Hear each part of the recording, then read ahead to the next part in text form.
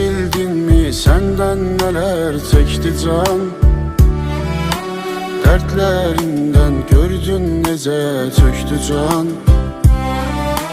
Bir dənəydi sen elə bildin çoxdu can. Vicdanında qanım qalsa incimə,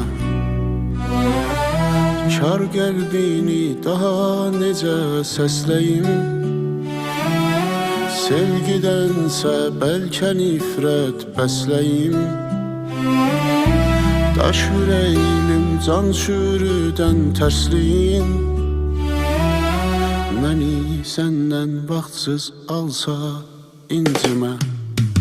İstəməzdim ömrüm solan bağ olsun, mənsizliyin bir dözülməz dağ olsun.